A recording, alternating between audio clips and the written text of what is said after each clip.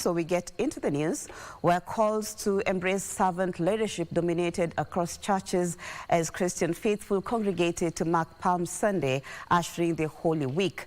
Archbishop of the Anglican Church of Kenya, Jackson Olesapit, in his message urged the government to be considerate to the majority of Kenyans struggling to make ends meet amid rising taxes.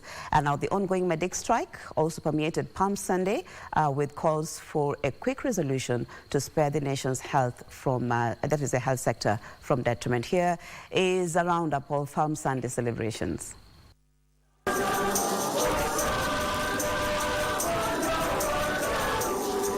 Christians world over marked the commencement of the Holy Week with Palm Sunday processions, signaling the final week of Lent, a 40-day period of prayer and reflection. Palm Sunday memorializes Christ's entrance into Jerusalem ahead of his betrayal and crucifixion.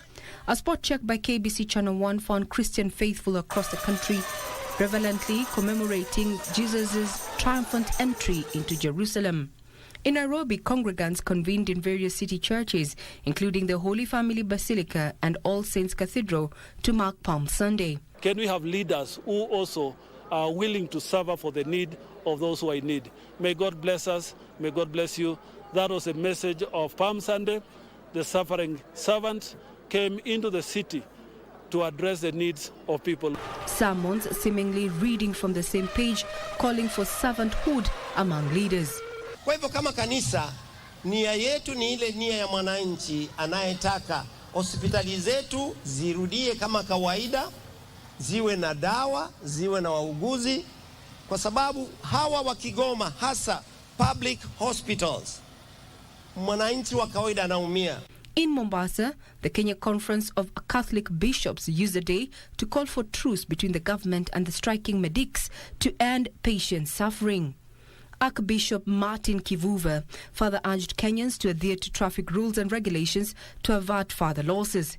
In Kiambu, Christians from Kerwa and St. Anne's Mudhure in Kikuyu and Kabete constituencies took to song and dance after having their palms blessed.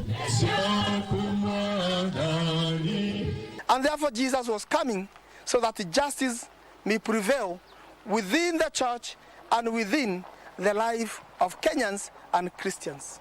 However, at the Vatican, Pope Francis, at the last minute, skipped reading his homily during a Palm Sunday Mass for tens of thousands of faithful at St. Peter's Square, but continued presiding at the service.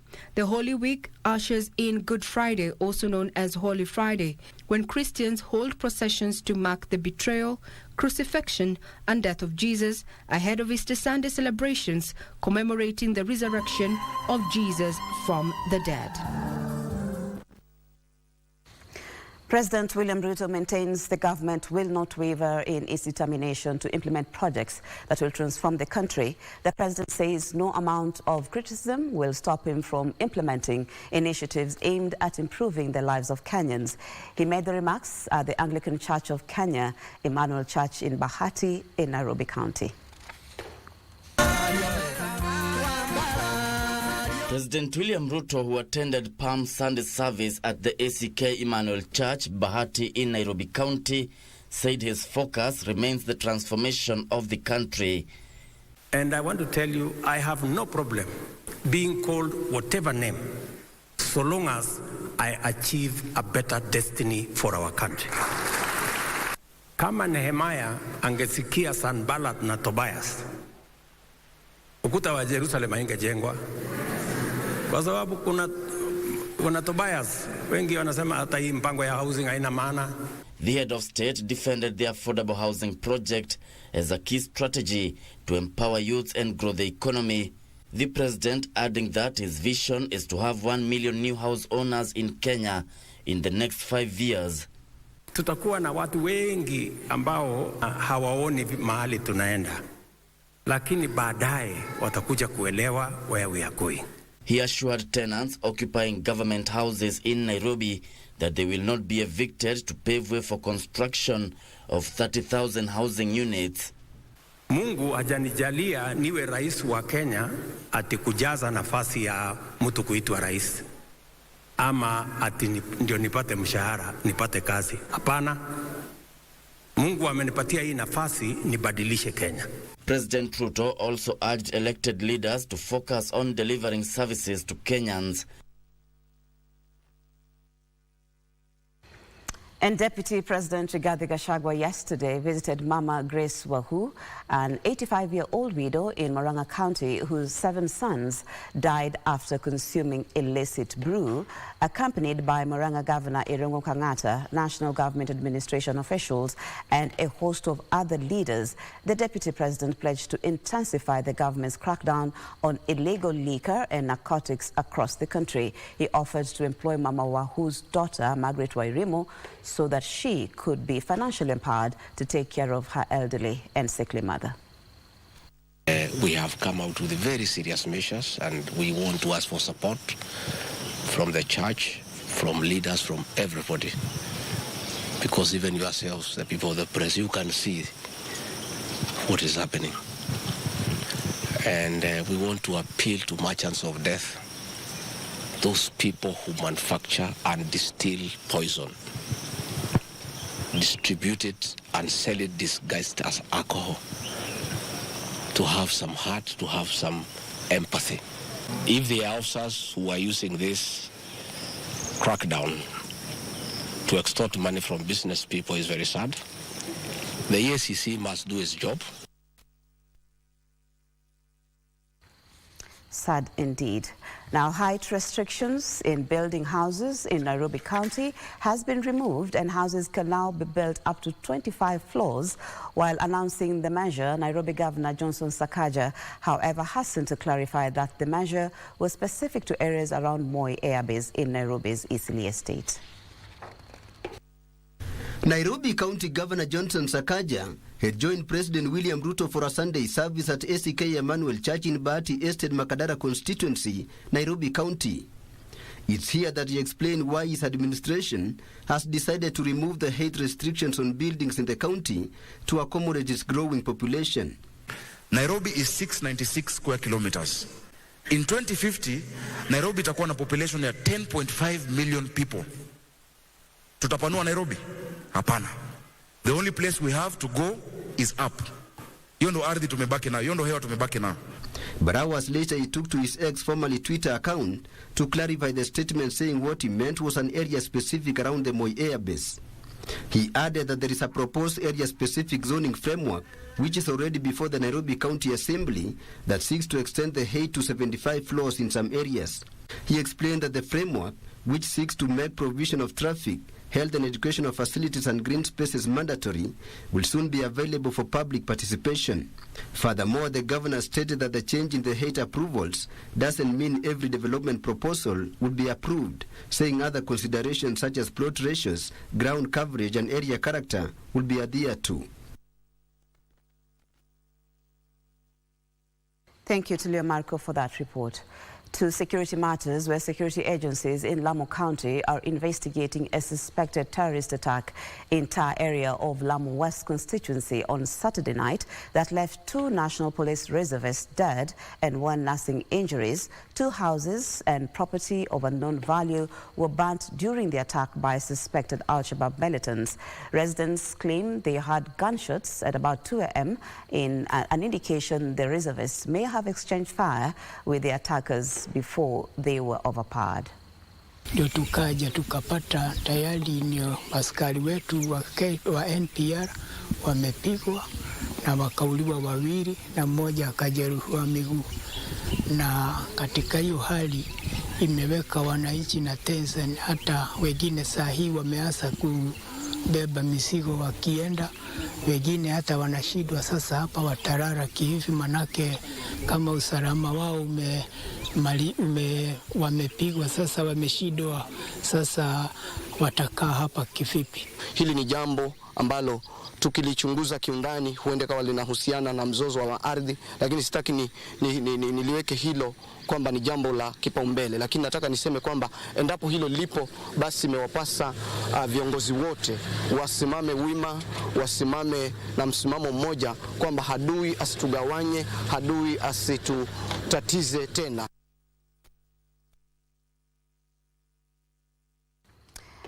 The Kenyatta University community yesterday held an interdenominational memorial service at the main campus in Ruiru, Yambo County in memory of the 11 students who perished in a road accident last week. Leaders including First Lady Mama Rachel Ruto joined the families and friends of the departed to offer their sympathies, support and prayers. The leaders raised concern over the increase in road accidents, which they say could be avoided.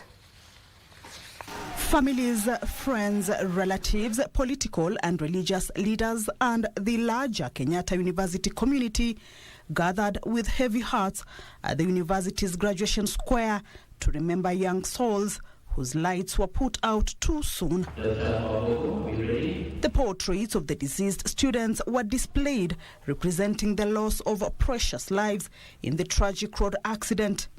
Michael Muteti, Navil Omondi, Austin Omondi Owino, Roger Kiprotich, John Biriri, Felix Gori, Benias Otieno, Valeria Kinyi, Helen Mbula, Oslo Mwendwa and Patricia Murugi are the 11 students whose sudden departure has left a large gap in the lives of loved ones. It is well, it is well. Students serenaded the gathering with hymns to honor their departed comrades and to support each other to lighten the grief as they strive to heal. Speaker after speaker termed the tragedy as painful and unbearable. I offer my deepest sympathy. We stand with you in solidarity, offering our love, support, and prayers during this difficult time. We are heartbroken because we have lost future leaders in different spheres of life. They were shining examples to their peers and the pride and joy of their families and communities. Some were the only hope their families had. I know they filled your homes with cheer, laughter, and warmth. We cannot even imagine the depth of your loss and pain. We have the confidence and the faith that indeed the peace and the grace of God will be upon their families so that they can be able to be comforted, strengthened, and soon enough they will be able to heal out of this very great strategy. First Lady Mama Rachel Ruto also brought a personal donation of 2 million shillings from the President to help the families meet burial expenses. I bring you heartfelt condolences from the President of the Republic of Kenya, Dr. William Ruto. His thoughts and prayers are with you all. As an alumni of Kenyatta University, I'm sad to see the lights of our comrades put off so suddenly. All the deceased students were pursuing courses in the School of Public Health and were on a study excursion to Mombasa and Malindi when the bus they were traveling in collided head-on with a trailer. Almost 50-60% of the accidents we have had in our roads are avoidable, and actually some of them are made because of human error. That's why I'm sure moving forward the government is coming in very, very strongly to tighten the rules to make sure that we don't have the kind of occurrences. More than 40 students were injured and some of them are still receiving treatment in hospitals. Our condolences indeed to the families and quick recovery to those who are still in hospital. Now, it is a case of no retreat, no surrender for striking doctors, as the Kenya Medical Practitioners, Pharmacists and Dentists Union has vowed to intensify the industrial action by mobilizing its members from all parts of the country to join the cause. This as the Council of Governors urged the doctors to call off the strike in favor of negotiations. As the doctor strike enters the 12th day on Monday, Kenya Medical Practitioners, Pharmacists and Dentists Union says doctors are not budging and will pile pressure on the government to meet its end of the bargain. This coming week, we're going to have a demonstration in Nakuru, in Kakamega, in Migori, in Embu, and again in Nairobi. KMPDU Secretary General Davji Atela took issue with Health Cabinet Secretary Susan Nakumicha for adjudicating the matter in public gatherings, while talks have flopped. And actually quite astonishing that the cabinet secretary will want to solve these issues in political rallies or in burial forums or by putting up bloggers on these matters. It is good for the cabinet secretary of health to focus on the issues that are in the strike notice. And as doctors maintain their hardline stance, the Council of Governors is urging them to resume work and allow for talks with the government to sort out the issue. We know you're crucial. We know your issues are not being met, and there's no way we can work retrogressively or any other way. We must work to ensure that your end of the bargain is met. The same plea was made by a section of leaders in Western Kenya who say many Kenyans are bearing the brunt of the stallment. Wakenya, we want to be healthy. Malumbano ikiendelea kukua, we shall have a sick nation. A 13-member committee formed last Thursday to look into 19 issues raised by doctors is expected to submit its recommendations on Monday. A look at politics now, where Kenya Kwanza Alliance lawmakers have defended the Kiharu Member of Parliament, Ndindi Nyoro, against allegations that his countrywide forays are aimed at battling Deputy President Rigathi Gachagua for the control of Mount Kenya politics. The leaders, including Nyandarua woman representative, that is Faith Gitau, who spoke in Nyandarua County, said they stand behind the leadership of the president and his deputy. Oljororok, Nyandarua County, was the host to a section of Kenya Kwanza lawmakers on Sunday. The legislators led by Kiharu MP Ndindi Nyoro clearing the air that his countrywide tours should not be translated as political battle for the Mount Kenya kingship. Dede is doing his work. Lazima azunguke kila pahali akisema yale serikali imewapangia nyinyi. Shirika zote za serikali kama KRA na waruiza kwa heshima, as you do changes and especially increasing duty like the one we saw recently, it is important to do public participation. The countrywide forays, the lawmakers said, were instead meant to communicate and monitor government projects. Elsewhere, Prime Cabinet Secretary and Cabinet Secretary for Foreign and Diaspora Affairs Musalia Mudavadi has emphasized the importance of a collective vision for the nation and fostering unity among its people. Katika taifa letu, tuwe na vision ambayo itatuweka pamoja. Tukiwa na kile tunaita national interest, tunaweka hiyo competition kando, tunakuja pamoja ili tuende mbele kama taifa moja la Kenya. He was addressing congregants at Dominion Chapel, Kimuka, in Kajiado County.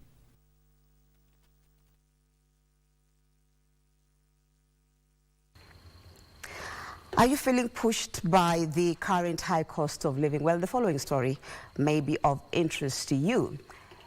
It's your reaction to adversity, not adversity itself, that determines how your life story will develop. This quote serves as a reminder for those among us who are driven by the entrepreneur's spirit, which leads to the creation of businesses and inventions that greatly impact individuals and society at large. Our reporter Ralph Wangutusi explores more of this in the following report.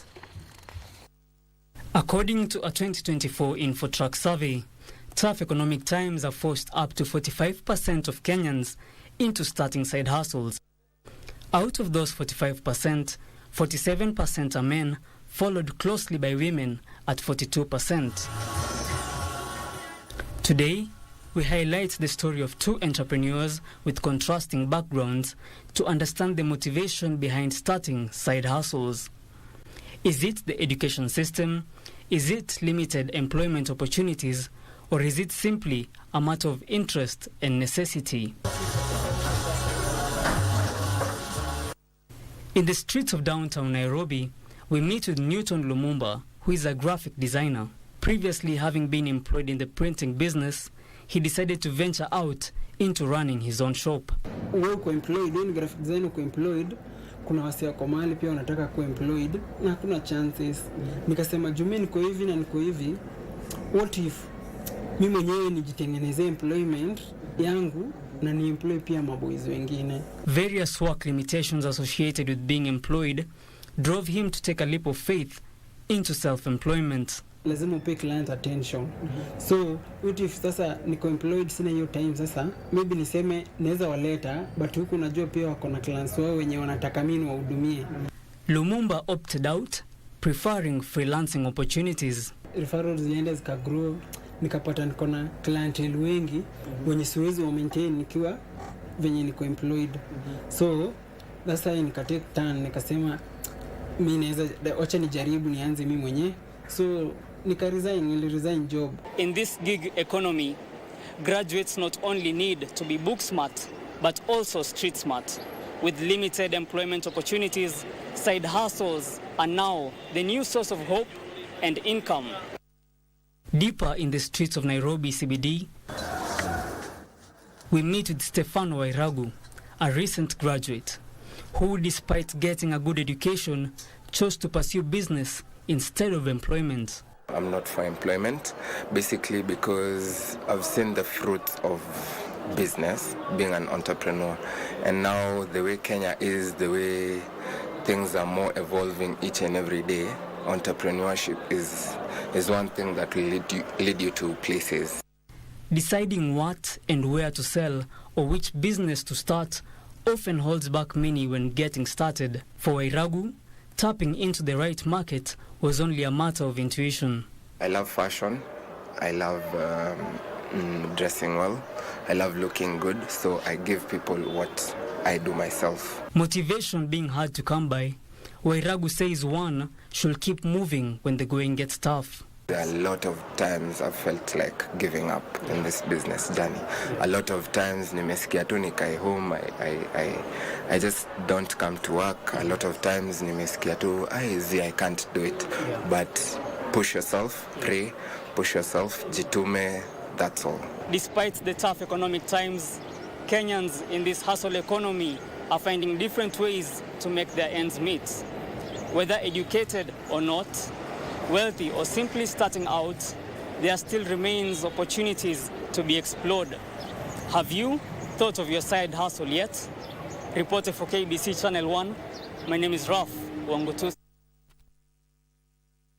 Thank you, Ralph Wangutusi, for that report.